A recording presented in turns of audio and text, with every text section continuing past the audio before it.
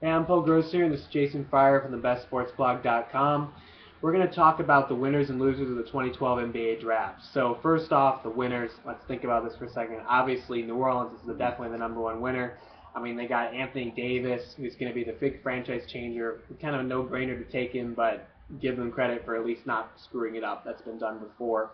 They also got Austin Rivers, who's really a good young scorer, and he can either work at the point with Eric Gordon, or it gives them the flexibility to sign and trade Gordon for another good player. Other winners, the Golden State Warriors got Harrison Barnes, who's going to be a really good player for them. He's a small forward, swingman type, who's exactly what they needed alongside Klay Thompson, the shooting guard, Steph Curry, the point guard, and David Lee, the power forward. It's exactly what they needed, a guy who can go in and score in and out, who can shoot the ball. And other one, I'm going to go over to Jason, a few winners. Couple winners for me. I love what the Rockets did with Royce White, Terrence Jones. They need some more athleticism. They're going to get that ball handlers there. I love those two guys. In addition to Lamb, he's going to give them more ball handler, guy off the dribble. They really need guys off the dribble there. They didn't have enough athleticism. They traded Budinger, gave him some athleticism, but not enough. And also for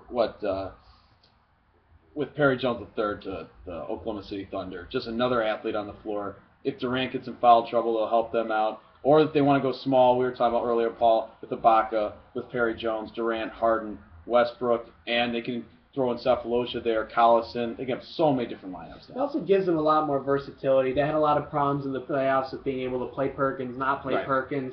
It just, you put Jones and Ibaka on the floor, it's just nasty. Now Jones has to work on his motor, and there's concerns about health, but this is a guy who's being talked about as a future number one overall pick. They're not in a hurry, though. They're not in a hurry. Right. Of course, we're both Bulls fans, so we were hoping that he would go and pick later, but that didn't happen, and we're all very excited about Marquise Teague. So let's talk about the losers from tonight.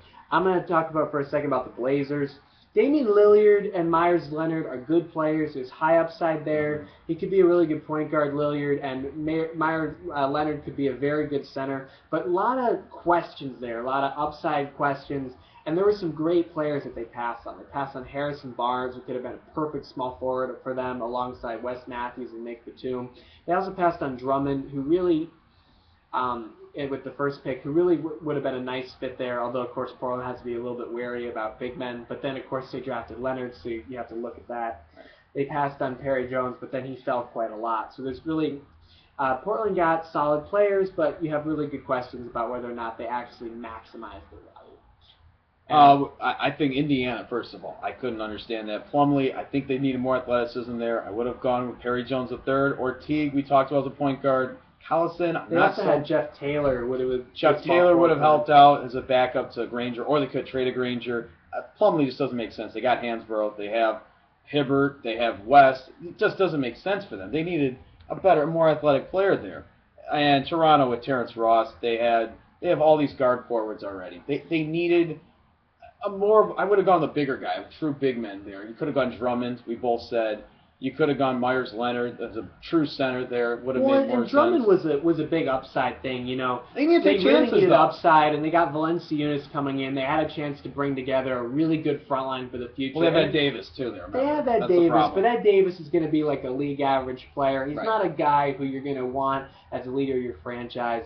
And they got Terrence Ross, who we think is going to be a decent role player. He can shoot. He's a swingman. They have DeRozan, though. But they have DeRozan. Right. Well, Terrence Ross can shoot better, but the reality is, it just doesn't make sense for him. Yeah, I mean, Drummond had a lot more upside. Jeremy Lamb. There were just guys that they passed on who were much better.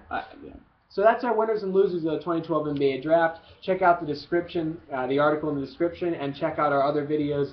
And we look forward to talking to you all soon. Thanks.